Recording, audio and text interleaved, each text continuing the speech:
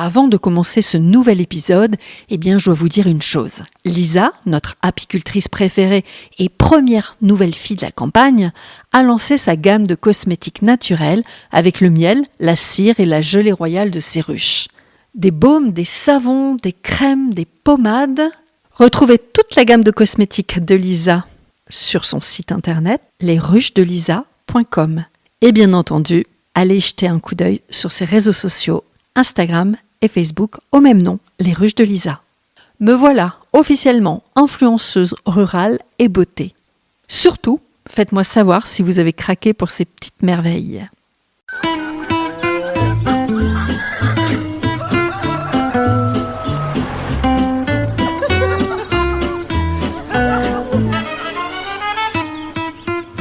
Bonjour et bienvenue.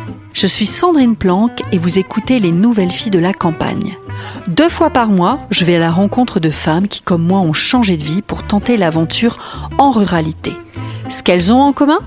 Elles ont redoublé d'audace. Pourquoi ? En allant vivre à la campagne, et comme si ça n'était pas déjà un sacré défi, elles ont changé de métier, développé une nouvelle activité, un projet, une passion, voire adopté un nouveau mode de vie. Grâce à nos échanges, je vous révèle tout de leur arrivée en ruralité, de leur projet de départ, leur intention, de leur nouvelle vie qui les a transformées, de leur joie et par moments de leurs craintes. Je vous offre des témoignages motivants, rafraîchissants, qui vous feront, je l'espère, sourire, plaisir et peut-être vous donneront envie de sauter le pas ou simplement d'y réfléchir. Maintenant, je vous emmène dans ma campagne. Avant de démarrer notre échange avec Hélène, je tiens à vous préciser que cet épisode est enregistré dans le cadre d'un partenariat avec l'Association des maires ruraux de France, dans le cadre du dispositif R, élus, ruraux, relais de l'égalité, un dispositif qui lutte contre les violences intrafamiliales en campagne. Je tiens également à vous apporter une petite précision. L'épisode enregistré avec Hélène que vous allez découvrir dans quelques instants, a été enregistré avant la nomination de Monsieur Michel Fournier en tant que ministre de la Ruralité. Maintenant, c'est parti. Bonne écoute. Bonjour Hélène. Bonjour Sandrine. Bon, avant que tu te présentes, je vais te donner une phrase comme ça et puis tu vas voir comment tu vas me répondre. Alors, je me suis écrit, chaque matin, tu es en première ligne avec des élus, tu jongles entre les projets, les urgences, les décisions importantes. Alors Hélène, dis-moi, comment fais-tu pour trouver ta place au sein de ce groupe majoritairement masculin ? Mais écoute Sandrine, c'est simple, je suis une femme comme toutes les autres femmes, donc tous les matins je me lève comme toutes les femmes et je prends mon petit déjeuner et je me dis, j'ai un programme pour ce jour, effectivement, que je vais devoir suivre et puis il y aura certainement des aléas dans la journée auxquels il faudra répondre, auxquels je serai confrontée, voilà, comme toutes les femmes, chaque matin. Alors après, il est vrai que je travaille dans un milieu masculin, c'est clair, un milieu d'hommes, un milieu politique. C'est pas toujours simple, où il faut trouver sa place, mais je ne suis pas toute seule. C'est une réalité. J'ai quand même la chance de travailler avec Michel Fournier, qui est quelqu'un de très compréhensif, qui a une ouverture d'esprit qui est quand même assez forte, qui permet aussi que chacun trouve sa place. Je pense que, y compris les femmes et autres d'ailleurs, c'est assez confortable en fait de travailler avec lui parce que jamais il ne nous met de côté parce que nous sommes des femmes. Bien au contraire. D'ailleurs, on le voit dans ses engagements politiques puisque c'est lui qui a porté haut et fort la voix pour que le scrutin de liste paritaire, soit étendu aux communes de moins de 1000 habitants à partir des prochaines élections municipales. Donc voilà, j'ai pas trop de problèmes, je dirais, à ce niveau-là. Après, il est vrai que je peux être parfois confrontée à des hommes qui estiment peut-être que ma place n'est peut-être pas celle-ci parce que je suis aux côtés du président. C'est vrai que j'ai un poste à responsabilité en qualité de chef de cabinet. Oui, tu es Mais- chef de cabinet. Hein. Tout à fait. J'adore ça. Ouais, chef de cabinet, c'est un peu voilà quoi. Mais c'est chouette. ouais, c'est chouette, mais bon, ça impose aussi voilà des responsabilités. Toujours est-il que voilà, j'ai certains hommes, oui, je pense, peuvent être un petit peu Condescendant. ouais, c'est clair. Il y a une forme de condescendance, mais tu sais, voilà, moi, je fais mon travail, j'ai toute légitimité. Enfin, je le pense. J'ai des concours dont je vous parlerai effectivement. Et si je suis arrivée là, c'est parce que j'ai des valeurs, j'ai des concours, j'ai des compétences. Ça me semble important. Et donc, s'il y a des hommes qui veulent ma place, bah, qu'ils essayent de la prendre. Hein, il n'y a pas de problème. Hein. Mais il faudra qu'ils amènent leurs compétences, leur savoir-faire. Après tout, personne n'est irremplaçable. Tu sais, on n'est pas ici pour opposer les hommes et les femmes. Hein. C'est clair. Ça, c'est une réalité. Mais par contre, il faut que les hommes acceptent que les femmes de laisser la place aux femmes. Exactement. Une belle entrée dans la matière. Merci. Par contre, est-ce que tu peux préciser quand même pour ceux et celles qui nous écoutent et qui n'ont pas peut-être pris tous les épisodes en lien avec le programme R et la MRF, qui est Michel ? Alors Michel Fournier, c'est le président de l'Association des maires ruraux de France. Qui est Michel Fournier ? À la base, c'est un élu local. Il est maire de Les Voivres depuis 1989. Et il est devenu président de l'association des maires ruraux de France en 2020, en sachant que il a intégré cette association en 93 et il a toujours eu un poste à responsabilité dans cette grande association. Il a été secrétaire général, il a été premier vice-président, donc voilà, on va presque dire que c'est un ancien de cette grande association. C'est quelqu'un qui a développé son village par des actions innovantes, qui a sauvé son école aussi, quelqu'un qui est un peu, même beaucoup, qualifié de presque fou. En fait, c'est un fou.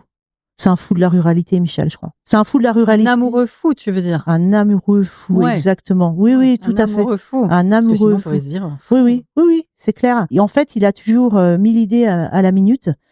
Mais c'est bien d'avoir 1000 idées à la minute. Mais en plus, il est capable de les concrétiser. Ouais. Et c'est ce qu'il fait. Il a développé son village. Quand il est arrivé dans le village, il y avait, je sais pas, moins de 300 habitants, peut-être même 200. Aujourd'hui, on en a 330. Il a toujours des idées et surtout, c'est quelqu'un de très humain qui croit en l'autre, qui croit en la force de l'autre, qui croit aux capacités des autres personnes. Donc, il s'entoure et il délègue. C'est pas un dictateur, hein. Non, il fait pas les choses tout seul, en fait. Mais il s'entoure. Voilà. C'est presque une locomotive, un chef d'orchestre ou un chef d'orchestre, c'est pas mal. Un chef d'orchestre, ouais. Et je pense qu'aujourd'hui, si il est à la tête de l'association des maires ruraux de France, qui représente quand même 13 500 communes, c'est quand même pas rien. Eh bien, voilà, je pense qu'il est bien à sa place. Voilà. Et tu sais, moi, ce que j'aime chez lui, c'est quand il écrit des textes. Ouais. C'est magique quand même. Je pense que c'est magique. Bon, merci pour la petite aparté, enfin en tout cas pour la présentation de Michel, parce que c'est peut-être important de dire aussi qui est Michel par rapport à l'association, etc. Mais aujourd'hui, on est là pour parler de toi, paraît-il. Hélène. Assez brièvement, une petite présentation de qui tu es, voilà, la Hélène, dans la vraie vie. Et si tu peux effectivement faire une transition sur une partie de ton parcours qui t'a amené aujourd'hui, à la limite, ici. Voilà, quelque chose de hop. Ouais, concis. À toi de jouer, Hélène. Bonne chance. Merci. Mais écoute, moi je suis une petite paysanne en fait. Hein. Je suis une fille d'agriculteur issue de la commune de Leclerjus, un petit village dans les Vosges. J'ai grandi dans l'odeur des champs, mais aussi dans la culture de l'engagement. Mes parents, mes grands-parents avaient énormément de travail, mais ils sont toujours investis dans la vie locale. J'ai un arrière-grand-père qui était maire, j'ai un grand-père qui était conseiller municipal, j'ai une maman qui était adjointe au maire. Et c'est vrai que j'ai grandi dans ce milieu-là où mon grand-père regardait toujours les hommes politiques à la télé et il fallait se taire, il fallait qu'on écoute. J'ai eu la chance aussi toute petite de par mon oncle à Colombey-les-Deux-Églises qui était gendarme, qui dirigeait Colombey-les-Deux-Églises, qui avait reçu Jacques Chirac sur la tombe du général de Gaulle. Et à l'âge de 8 ans, voilà, j'ai serré la main à Jacques Chirac. Je crois que c'était un événement Est-ce que tu t'en souviens là ? Alors je m'en rappelle parfaitement. Je peux même te dire pourquoi, parce que je suis sortie de la cérémonie en tenant mon bras. Je portais mon bras et ma main, et j'ai dit à ma tante plus jamais je me laverai la main, quoi. Tellement j'étais heureuse. Je devais avoir 8 ans, quelque chose comme ça. T'as pas de photo ? Et malheureusement non, j'ai pas de photos, mais c'est vrai que ça m'a beaucoup marqué.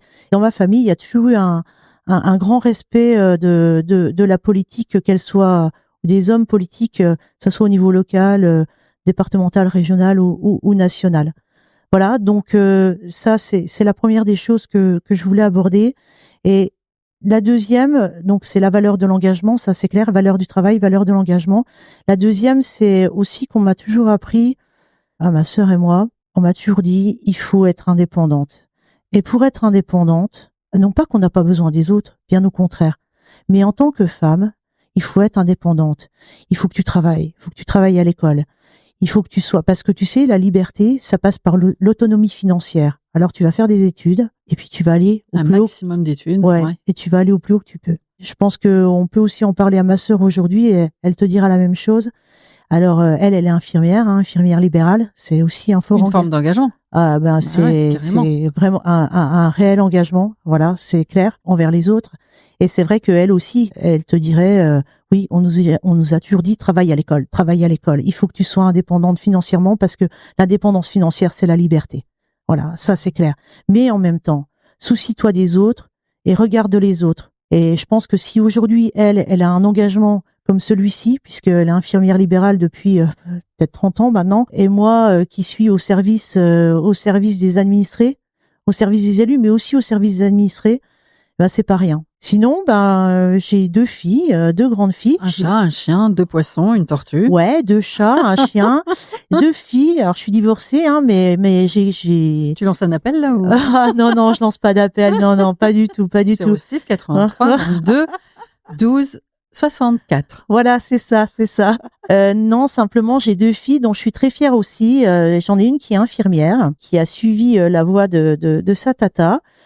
Et puis la deuxième qui suit des études de master banque, monnaie, finance à Dijon en 4e et 5e année. Donc je pense qu'elle est sur la bonne voie aussi, parce que l'important aussi, c'est qu'elles fassent ce qu'elles aient envie de faire. Ouais. Voilà. Pas forcément, tu veux dire suivre le trajet. Exactement, tout qui a à fait. Été bien marqué bien sûr. Quand même. Moi, l'essentiel, c'est qu'elles fassent quelque chose de leur vie, qu'elles s'engagent dans quelque chose et qu'elles soient heureuses. Ah, t'as quand même dit qu'elles s'engagent.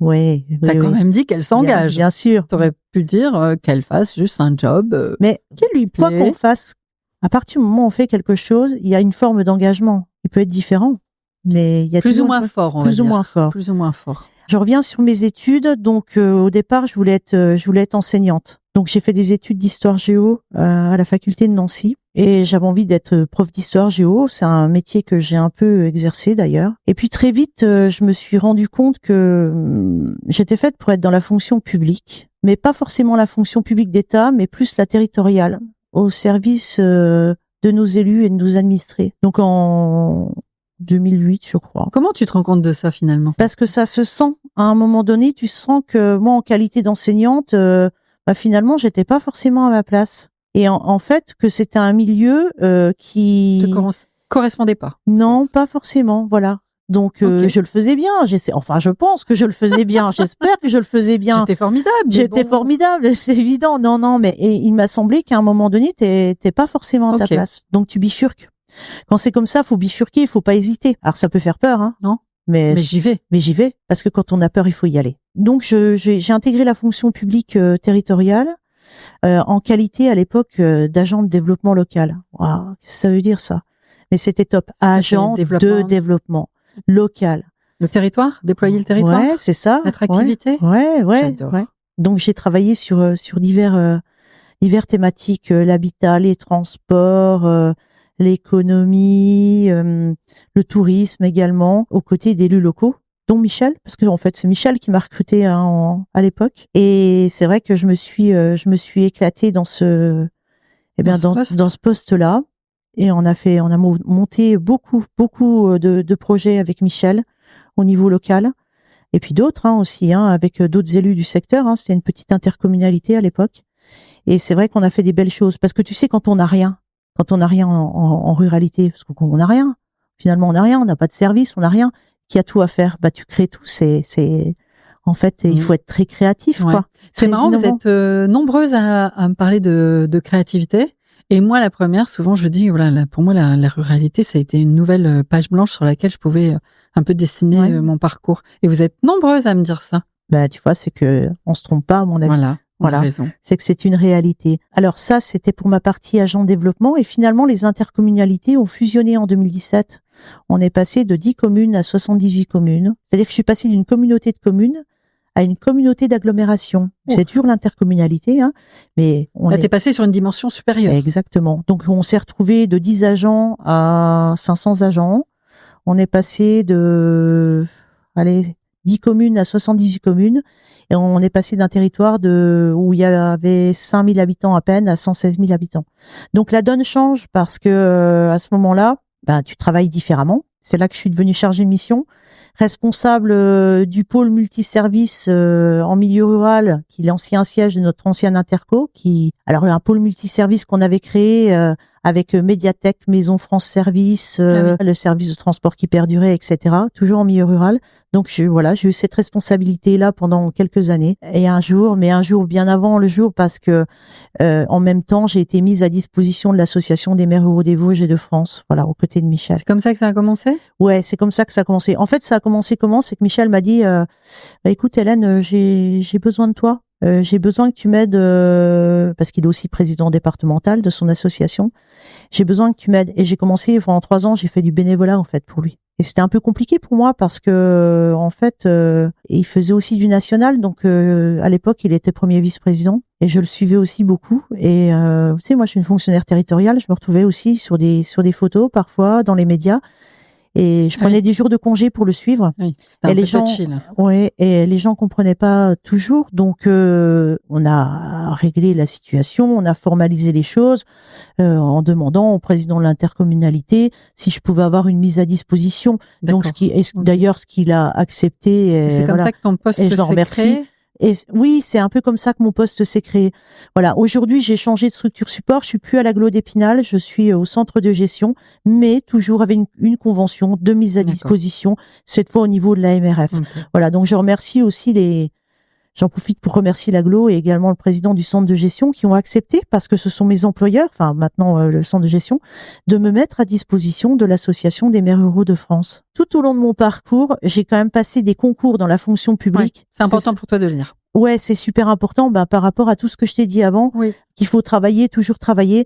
Donc j'ai passé 4 concours, rédactrice principale, attachée principale de la fonction publique. Voilà, aujourd'hui je suis attachée principale de la fonction publique territoriale. Ce qui me donne aussi ma légitimité dans les fonctions que je peux avoir à l'heure actuelle. Voilà. Et sur lesquelles on ne pourrait pas te remettre en question. Difficilement. Avec condescendance. Exactement. T'as toujours vécu en campagne ? J'ai envie de refaire un petit focus sur la ruralité. Tu es né en campagne, t'as toujours vécu en campagne ? Quasiment, oui, parce que j'ai suivi mon mari à l'époque militaire de carrière et on habitait, dans des petites villes ou en campagne. Mais j'ai vécu aussi 2 ans à La Réunion avec lui et notre première fille, et c'était à Helbourg, dans le cirque de Salazie. Donc là, je peux te dire que c'était la vraie campagne. D'accord. La vraie campagne. La campagne des îles. Ouais, la campagne des îles, tout à fait. Est-ce qu'elle est différente ? Il y a des problématiques que l'on retrouve, et puis il y a des atouts aussi que l'on retrouve, parce qu'on dit toujours problématique, mais il y a aussi des atouts. La quiétude, la sérénité.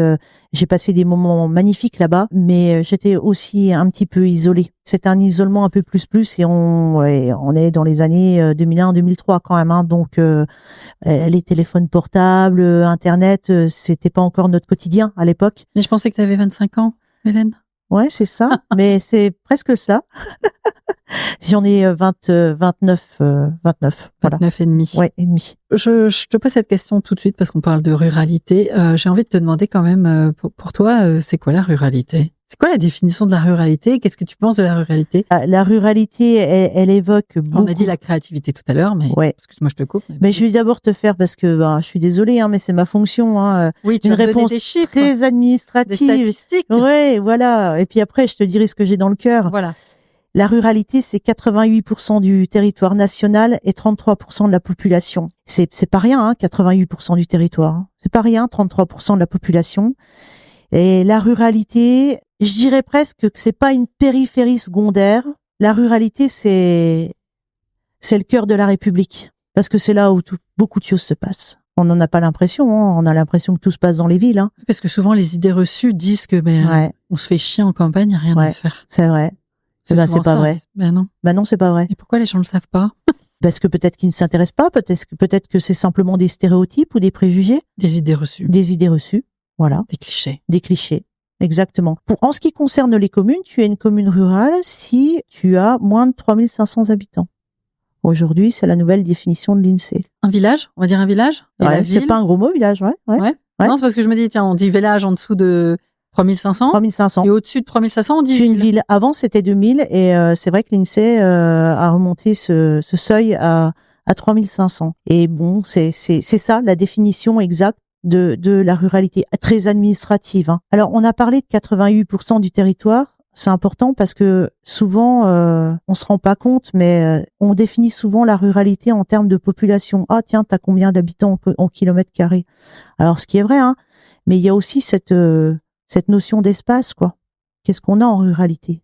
On a la terre, on a l'air, on a l'eau, on a l'alimentation. Tout ça, on l'a pas en ville. C'est important que cette ruralité, faut qu'elle soit reconnue, quoi. Ou qu'elle ne se définisse pas que par un nombre d'habitants. Et qu'elle ne se définit pas que par un nombre d'habitants au mètre carré. Exactement. Et où est-ce que je veux en venir? Alors là, je vais être c'est qu'aujourd'hui, tu sais, les communes, elles touchent la DGF, la dotation générale de fonctionnement. D'accord? C'est l'État qui donne. Qui se quantifie, qui se calcule. Et qui se calcule sur le seuil de la population. Ouais. Et donc, en fait, toi, Sandrine, si tu habites en ville, eh ben, tu vaux 2 fois plus que moi, Hélène, qui habite en milieu rural. C'est-à-dire que ta commune, elle touchera 2 euros, grosso modo, hein, le ratio c'est ça, et la mienne, elle touchera 1 euro pour moi. Elle touchera 2 euros pour toi. Voilà. Et ça, tu vois, j'y viens, c'est un aparté que je fais. Intéressant ce que tu dis. Et c'est ce qu'on défend au niveau de la MRF parce que ça veut dire que derrière, c'est des moyens. Ça veut dire que derrière, c'est des projets. Si une ville, elle a 2 euros par habitant et qu'un village n'a qu'1 euro par habitant, bah, c'est sûr que derrière, les projets, ils pourront pas être les mêmes. C'est pas normal, madame. Non, c'est pas normal et c'est ce qu'on défend au niveau de la MRF. D'ailleurs, on le défend depuis, j'étais peut-être pas née, sûrement même, depuis plus de 50 ans. D'où il sort ce calcul? Ah, d'où il sort ce calcul? Au départ, on considérait que les villes avaient des charges de centralité. C'est quoi des charges de centralité? C'est la ville qui a la piscine. C'est la ville qui a les équipements sportifs. De fonctionnement. De fonctionnement. Et on considérait, à juste titre, que toi, habitant de la campagne, eh bien, tu pouvais profiter de ces services-là parce que dans un village, bah, t'as pas une piscine par village, tu n'as pas un théâtre par village. Donc, c'est comme ça, au départ, que la DGF est née. Donc, c'est pour ça qu'on donnait plus à la ville qu'à la campagne. Aujourd'hui, les choses ont changé. Aujourd'hui, ces équipements sportifs et culturels, et tous ces équipements, ils sont portés par l'intercommunalité. Très bien. Sauf que l'intercommunalité, c'est qui? C'est les communes. Donc, les communes payent aujourd'hui ces équipements sportifs, sociaux, culturels, etc. Donc ça veut dire qu'ils payent l'investissement, ils payent pas en retour. Bah, c'est la double peine. Donc c'est la raison pour laquelle la MRF milite depuis de nombreuses années pour qu'il y ait simplement un rééquilibrage. Un rééquilibrage. C'est pas simple parce que tiens, Gérard Larcher qui était présent hier au congrès nous indiquait que le calcul, plus personne. Il y a eu tellement de choses de fait que plus personne ne sait faire le calcul de la DGF aujourd'hui. Donc en gros, plus personne ne trouve la formule. Exactement. Ils ont perdu le papier. Absolument. Ils ont perdu le papier. Madame Gattel était au courant. Mais Madame Gattel est parfaitement au courant. Et donc la MRF et par la voix de son président, ne t'inquiète pas, savent le redire aux Ça me fait un peu chier de ne valoir qu'1 euro. Non. Ah oui, toi tu vaux qu'1 euro aussi. Moi, oui. T'es une rurale. Moi, je suis une rurale, madame. Je vis dans un village de moins de 1500. Ouais. Merde. Ouais. Alors qu'on vaut de l'or, nous. Eh oui, exactement. Ok. Donc voilà, la ruralité, c'est ça. La ruralité, je reviens à ta première question. La ruralité, c'est le premier mètre. On dit toujours qu'on est le dernier kilomètre. C'est pas vrai. C'est des conneries, tout ça. Tiens, même hier, la présidente de l'Assemblée nationale, elle l'a même dit. On est même le premier mètre étalon où l'action prend chair et sens. T'as noté des choses?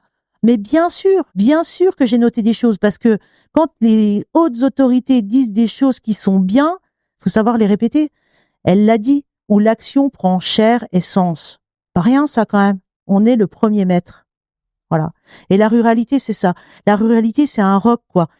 D'ailleurs, tu sais, il y a une étude qui est sortie encore il y a pas longtemps, une enquête, Civipof, qui confirme que Le maire, aujourd'hui, c'est l'élu à qui les Français le font le plus confiance. On est à 69%, quasiment 70%. Et même 75% dans les communes qui font moins de 1000 habitants.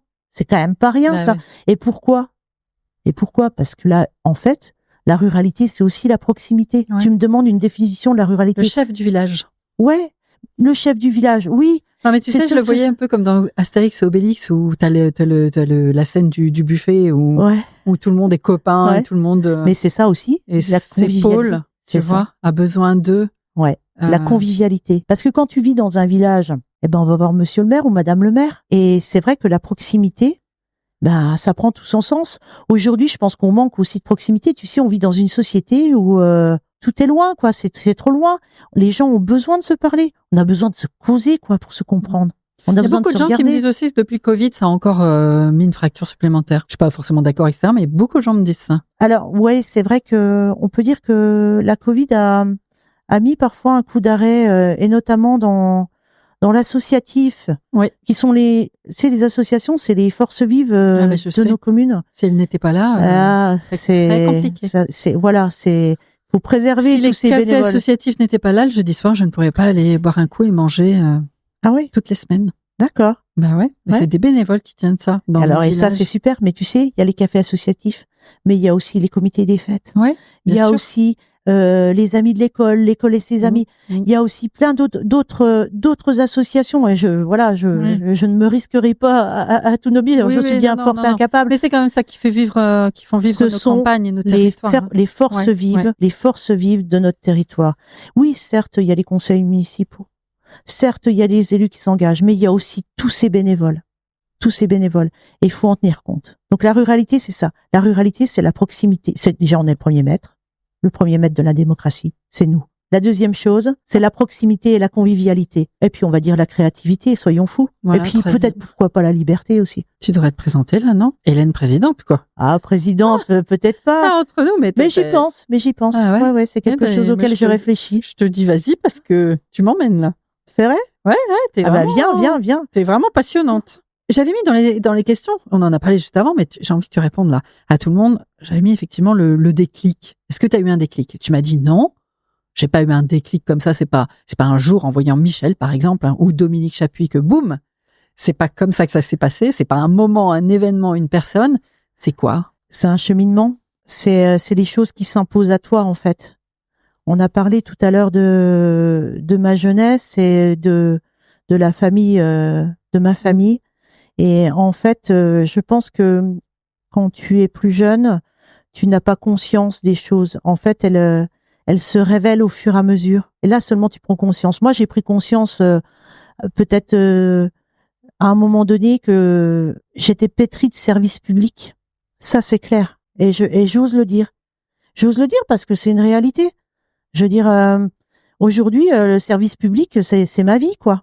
C'est ma vie. Alors bien sûr, j'ai ma famille, etc. Mais le service public, l'engagement, c'est quelque chose aujourd'hui dont je me passerai pas, quoi. Tu m'enlèves du service public, mais je meurs, quoi. Tu m'enlèves comme la ruralité, parce que c'est ma vie. C'est ma vie. Et c'est vrai que les choses, c'est un cheminement, c'est un parcours de vie où les choses s'imposent à toi. Il n'y a pas eu de déclic. Alors certaines personnes ont des déclics, mais moi j'en ai pas eu. En fait, je pense que j'avais ça en moi. Et j'en avais pas conscience. Et au fur et à mesure de ton parcours de vie, tu rencontres des personnes. Tu as parlé de Dominique Chapuis. Tu vois, bon, Michel, c'est évident, c'est quelqu'un qui est très important dans ma vie professionnelle et qui m'aide beaucoup. Je dirais pas que c'est mon mentor politique, mais enfin pratiquement quoi. Mais quelqu'un comme Dominique Chapuis, elle aussi, c'est quelqu'un qui m'apprend. Parce que tu t'enrichis en fait des Bien autres. Sûr. Et en plus, c'est une femme. Waouh. Il paraît qu'on est la moyenne de toutes les personnes qu'on rencontre. Certainement. Il faut savoir, en fait, recevoir de l'autre et il faut savoir donner. C'est super important parce que c'est ça la société. C'est comme ça que ça fonctionne. Il faut savoir recevoir et il faut savoir donner.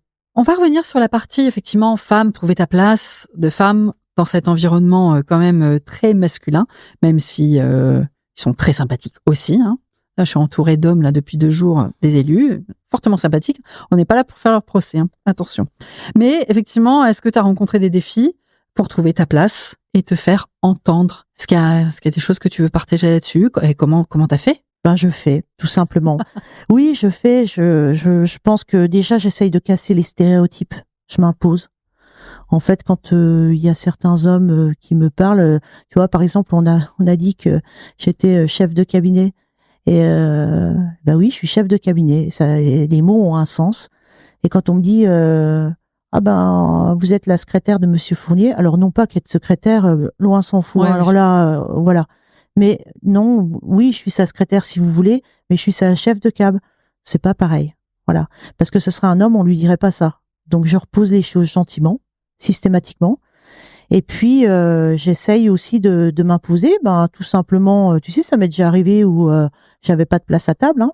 Ben je m'impose.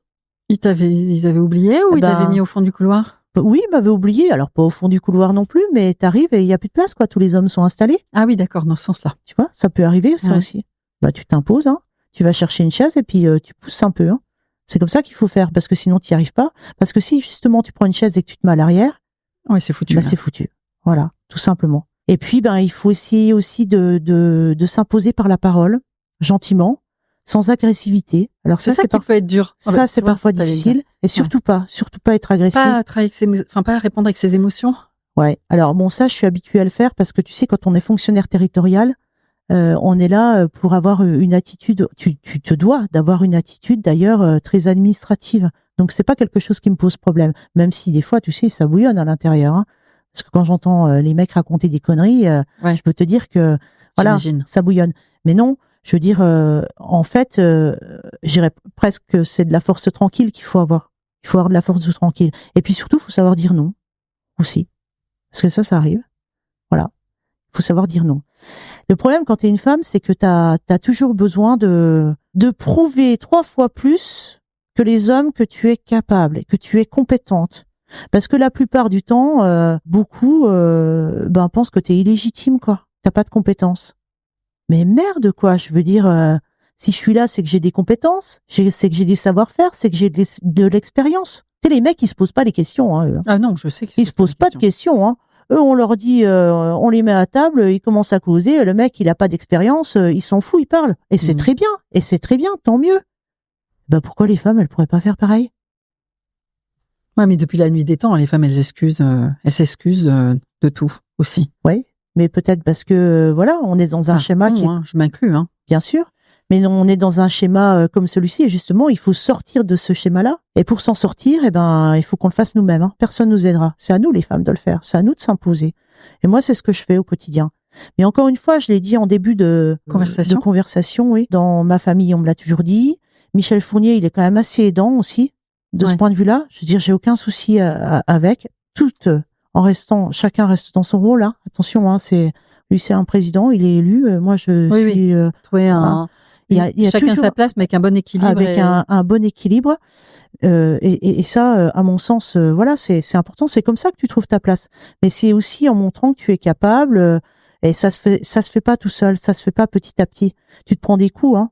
Tu te prends des coups de banane aussi. Hein. Est-ce que justement, puisque ça fait quand même de nombreuses années maintenant que tu pratiques, j'ai envie de dire, tu sens qu'au fil des années, tu acquiers une meilleure attitude, tu te sens plus forte, tu te sens plus droite, tu te sens plus légitime. Est-ce que tu as l'impression de progresser ou est-ce que tu as l'impression d'être meilleure? Alors meilleure, je sais pas, mais en tout cas progresser. En tout cas meilleure dans le fait de ne pas avoir ce fameux syndrome de l'imposteur qu'on peut aussi avoir beaucoup de femmes, tu vois. Ouais, meilleure parce que j'ai moins peur. J'ai toujours peur, hein, mais j'ai moins peur.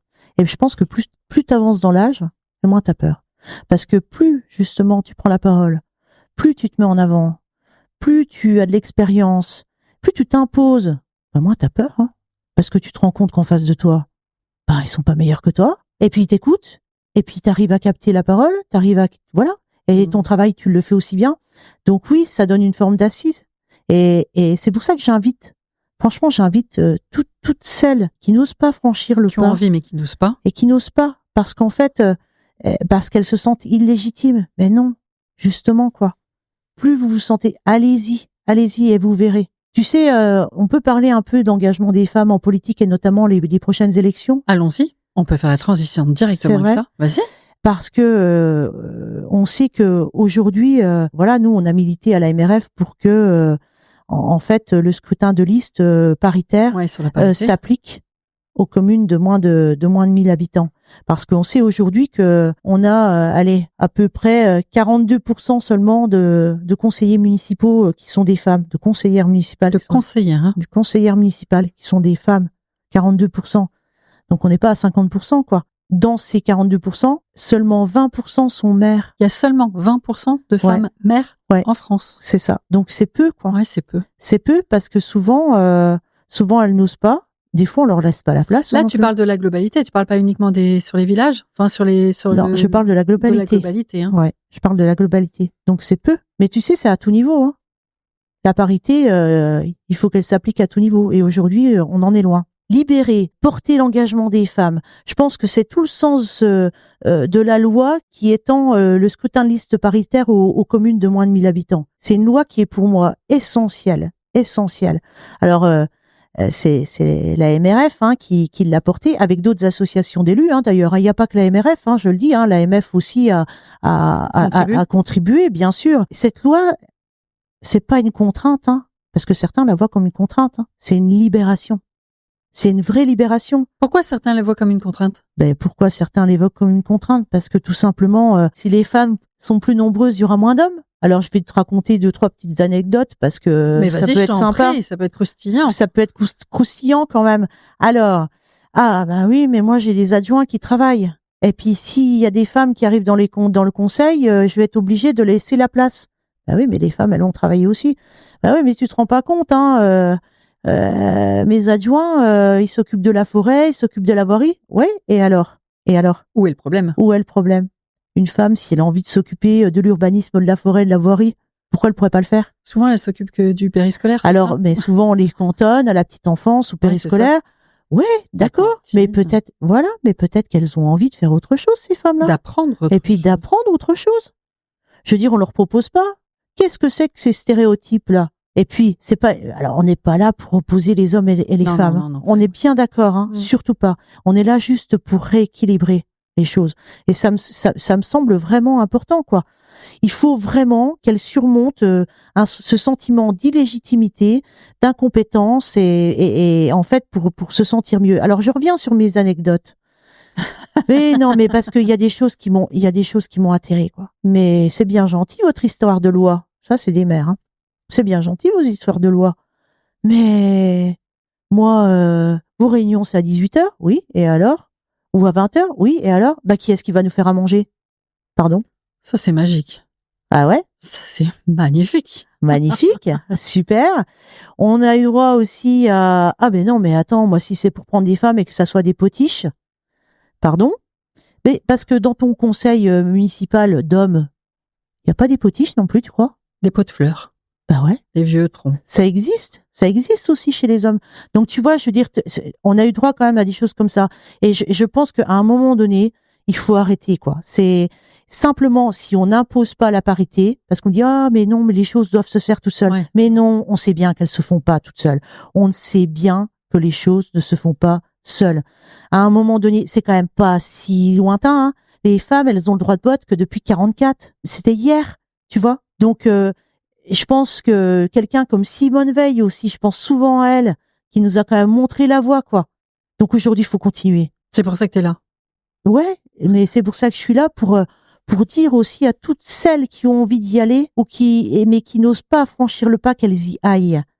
Parce que c'est super important. Ouais. Parce que c'est la société de demain aussi. Je pense que, je sais plus avec qui j'en parlais, mais avec d'autres élus ou d'autres femmes engagées.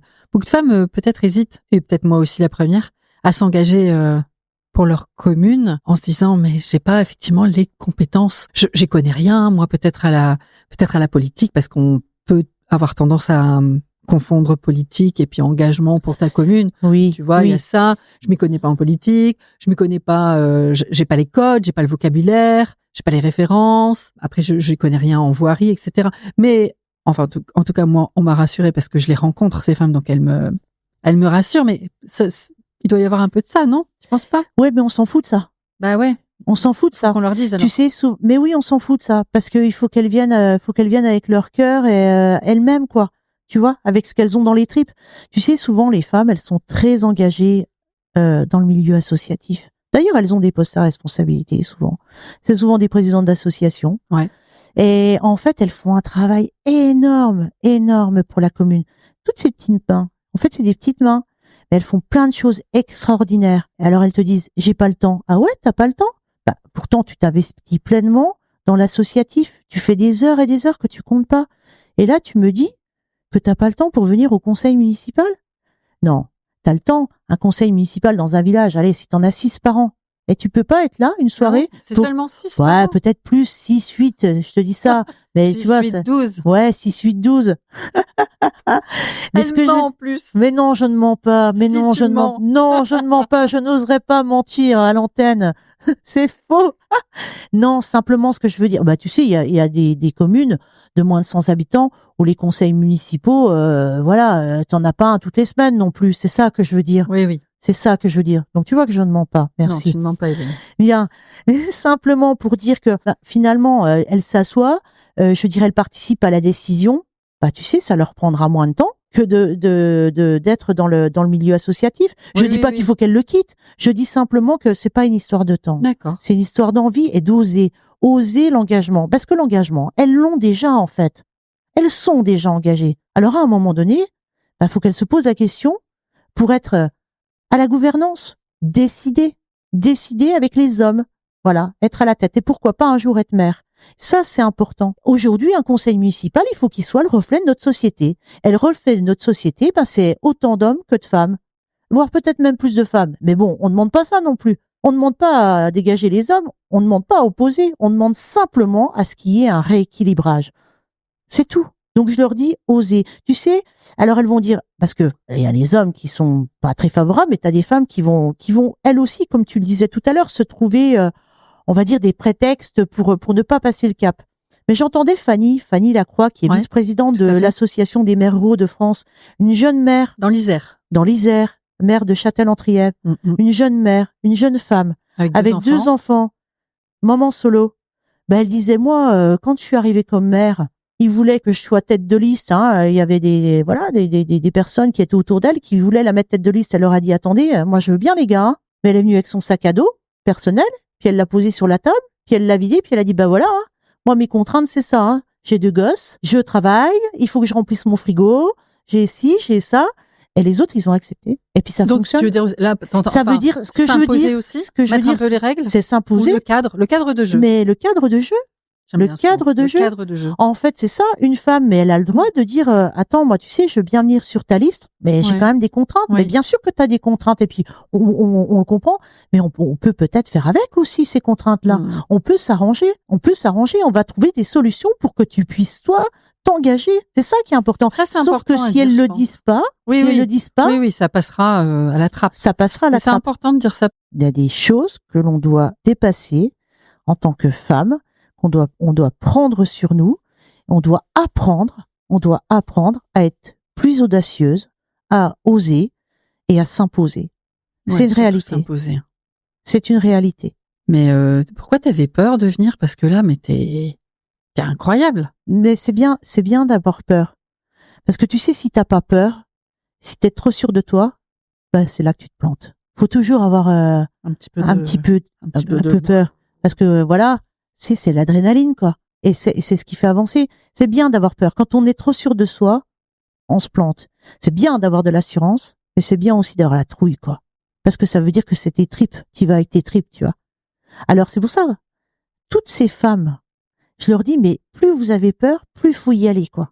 Plus il faut y aller. Et vous verrez, ça sera une aventure extraordinaire. Et je terminerai comme ça, c'est qu'en plus, elles seront pas seules. Parce que la MRF, c'est un vrai réseau. Donc, si vous vous engagez et que vous avez peur, alors premièrement, vous vous engagez, mais en plus, venez nous voir, venez vers nous. Et vous inquiétez pas, vous serez pas seuls. Parce que nous, la MRF, on sera là pour vous accompagner. On sera là pour vous aider. Puis je m'adresse aussi aux hommes, hein. Vous rejoignez notre réseau, aussi, hein. Bah ouais, aussi, bien sûr. Là, on parlait des femmes. Oui. Venez, engagez-vous. Parce que l'engagement, pour les femmes, mais c'est pour les hommes aussi, hein. Voilà. Aujourd'hui, Demain, on aura besoin de 500 000 quasiment conseillers municipaux. Ouais, c'est clair. Donc, ça veut dire qu'il faut qu'il y ait hommes et femmes. Donc, il faut une société qui s'engage. Donc, pour une société qui s'engage, faut les accompagner, il faut les aider. On n'a pas parlé du statut de l'élu, on n'a pas eu le temps, mais c'est aussi un autre épisode peut-être. Un autre épisode, c'est quelque chose pour lequel se bat ardemment et puissamment la MRF. Oui. Michel et la MRF. Michel, l'association, parce que l'association c'est Michel qui porte la voix, mais l'association derrière c'est tous des vice-présidents, c'est tous les adhérents, c'est tous les membres du CA, c'est tous les adhérents, c'est tous les collaborateurs, c'est toutes ces personnes qui ont des convictions, qui croient en la ruralité, qui croient en l'engagement, qui croient en la proximité, qui croient en la liberté. Voilà.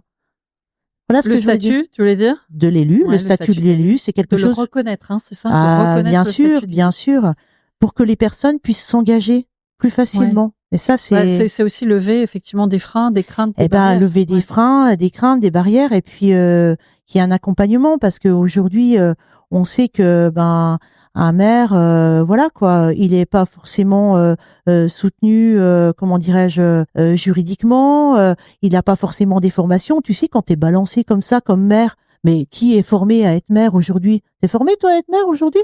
Bah non. Alors moi, il y a combien de personnes? 2 enfants et on m'a pas formé. Être maire, et on t'a pas formé. C'est la même chose quand on est maire. Sur le tas. Voilà, et on te balance, mais on dit, tu vas dire, mais une personne, ça peut faire peur aussi, homme ou femme, homme ou femme, j'entends, mais tu vois, tu t'es balancé comme maire, tu dis. Donc voilà, la MRF, elle est aussi là pour aider, accompagner. Le statut de l'élu, c'est aussi sur les retraites, c'est aussi sur la protection sociale du maire. Ça balaye tous les aspects. Oui, et c'est super important parce que ce statut de l'élu va peut-être permettre aussi que finalement, on n'ait pas que des personnes retraitées qui s'engagent. Ah ouais. Tu vois, et qu'on est des jeunes, parce qu'on a besoin de notre jeunesse aujourd'hui. Un conseil municipal, il faut. Ça veut dire qu'il y a tu parles aussi de la partie peut-être financière aussi? Bien sûr que je parle de la partie financière. Il y a aussi la partie indemnité, parce que aujourd'hui, une indemnité de maire d'un petit village, je veux dire, ça couvre pas. Déjà, c'est une indemnité, quoi. C'est pas un salaire. Et je veux dire, c'est loin de combler toutes les dépenses qu'un maire et l'énergie qu'il peut y mettre par ailleurs, quoi. Ne serait-ce que dans les déplacements des réunions et l'essence, quoi, dans le coût de l'essence, quoi. Le téléphone, etc. Surtout en ruralité. Alors, je dis pas qu'il faut qu'ils aient un super salaire, mais au moins qu'il y ait une forme de reconnaissance. Nous, on avait demandé. En fait, c'est revalorisé. Et voilà, il faut qu'il y ait une revalorisation. Quand t'es une maman de 2 enfants seule, aujourd'hui, je vois pas comment. Fanny, par exemple, je vois pas comment tu peux remplir ton frigo et être mère. Alors bon, Fanny, elle, c'est quelqu'un, qui travaille à côté, qui a, comment dirais-je, c'est une forte personnalité et en plus, elle a une capacité de travail qui est extraordinaire. Voilà. Mais tout le monde ne s'appelle pas Fanny Lacroix. Voilà. Et pourtant, je peux te dire que Fanny, c'est pas toujours facile pour elle. Oui. Donc, il faut aujourd'hui, et elle aussi, elle milite pour ça, qu'il y ait un statut de l'élu qui protège et qui aide et qui accompagne les élus, hommes ou femmes, tels qu'ils soient. Okay. Parce que demain, si on n'a plus d'élus, ça va être difficile, dans nos villages. Parce que les élus, c'est aussi les personnes, je dirais presque, qui contribuent à l'équilibre social de notre société. Est-ce que, avant qu'on se quitte, tu veux juste faire une aparté ou parler un peu du programme R? Ah, le programme R. Élu rural relais de l'égalité. Alors, c'est un programme qui est très cher à mon cœur. Ça a été mis en place par la MRF avec les services de l'État. Et c'est un programme qui lutte contre les violences intrafamiliales et toute forme de discrimination. Donc c'est super important, très très important, parce que des violences intrafamiliales, on connaît les chiffres. On sait, en ruralité, là je vais parler pour les femmes, mais on sait que plus de 50% des féminicides aujourd'hui se déroulent en ruralité. On sait pourquoi, parce qu'il y a une forme d'isolement, parce que quand tu habites en ruralité, t'as des problèmes de mobilité, t'as pas les services à proximité, etc. Donc t'es beaucoup plus isolé. Puis quand t'es sous le joug d'un compagnon qui peut être violent, voilà quoi, tu peux être très vite écarté, c'est une situation beaucoup plus fragile dès le départ, désociabilisé complètement. Il y a aussi des violences. Alors là, on parle des femmes, mais sur les enfants, il y a des hommes aussi qui subissent des violences. Bien sûr. Ce programme, il va même au-delà. C'est la discrimination, l'homophobie, etc. Et nous, on a mis ça en place. Alors c'est sous la houlette de notre vice-présidente Dominique Chapuis, qui fait un travail aussi formidable, et d'autres, qui est accompagné par d'autres personnes. Je pense à Nathalie, je pense à Rachida, enfin plein d'autres de personnes. Et donc on essaye de développer ce programme qui consiste à ce qu'il y ait dans chaque commune de France et de Navarre, une personne qui soit désignée par le conseil municipal, une personne homme ou femme, qu'importe, élue ou non élue. Ça peut être une personne qui gravite autour du conseil. C'est important que tu dises non élu. Oui, parce que ça peut arriver, parce que peut-être que des élus ont déjà beaucoup de tâches et qu'il y a une personne dans votre commune qui gravite autour du conseil municipal, qui fait partie d'associations et qui serait intéressée pour avoir cette mission, cette fonction. Et donc, on demande à ce que chaque commune délibère pour désigner une personne qui va être référente du réseau R. Le réseau R, c'est quoi? On demande à la personne de recueillir, de repérer toute situation qui semblerait suspecte ou difficile. Alors, l'idée, c'est pas de faire la dénonciation. L'idée, c'est pas de faire l'assistante sociale. L'idée, c'est pas d'être le gendarme. On est bien d'accord. L'idée, c'est d'être courroie de transmission. Je repère, je recueille, j'aide et j'oriente. Mais vous ne prenez pas la place, surtout, oui, parce que derrière, d'autres personnes. Il y a des compétences. Et par contre, derrière. on va orienter vers les bons organismes. Ça peut être le CDIFF, ça peut être la gendarmerie, ça peut être nous, on a plein de contacts avec les organismes et surtout ces personnes. Alors tu vas me dire, là, si on m'entend, les personnes vont dire, oh là là, mais qu'est-ce qu'elle raconte? Oh, comment je vais faire? Moi, j'ai jamais fait ça. Moi, je veux bien aider. Je vois bien que chez mon voisin, il y a un problème, mais comment je vais faire? C'est pas possible. Même si on me désigne et puis on va me balancer comme ça. Non, non, non. Vous êtes accompagné dans le cadre d'un programme. L'AMRF propose des formations, des boîtes à outils. On vous dit comment faire. On vous accompagne. Et ça, c'est important. Et surtout, voilà, on est des courroies de transmission. C'est pas mal comme mot, c'est un courroie de transmission. Ouais, pas mal. On est des passeurs, en fait. C'est simplement, on accompagne les gens. On va repérer une situation, identifier. On essaye de, simplement que les personnes qui sont en difficulté puissent venir se confier à nous. Et après, hop, on réoriente vers les bons services. C'est pas forcément la gendarmerie, des fois ça peut faire peur. Ça peut être tout simplement, d'autres structures sociales qui existent et il y en a plein. Et on sait faire. Voilà. Donc, j'insiste vraiment sur ce point parce que c'est aussi un des beaux programmes de l'association. Franchement.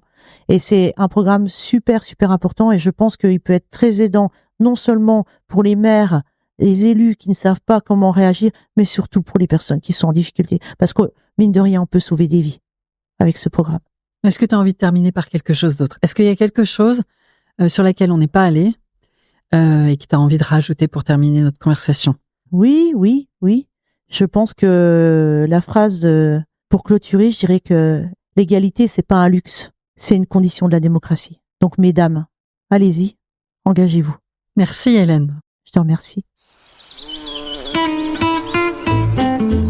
Merci pour votre écoute, merci d'être resté jusqu'au bout de notre échange et si vous voulez continuer à m'encourager et surtout à faire connaître le podcast, eh bien vous pouvez mettre 5 étoiles et un commentaire sympathique sur Apple Podcast et Spotify. Surtout, vous n'oubliez pas de vous abonner à la chaîne de podcast pour être notifié des nouveaux épisodes. Et si vous voulez faire partie de la communauté des nouvelles filles de la campagne, eh bien abonnez-vous à la newsletter. Alors soit vous m'écrivez sur les nouvelles filles de la campagne @gmail.com, tout attaché en minuscules, ou vous me contactez sur les réseaux sociaux des nouvelles filles de la campagne, Instagram et Facebook. Je vous dévoile les coulisses des nouvelles filles de la campagne, des tips, des astuces, des sujets, la sortie des nouveaux épisodes et plein d'autres surprises. Alors un grand merci et je vous dis à bientôt. Ciao!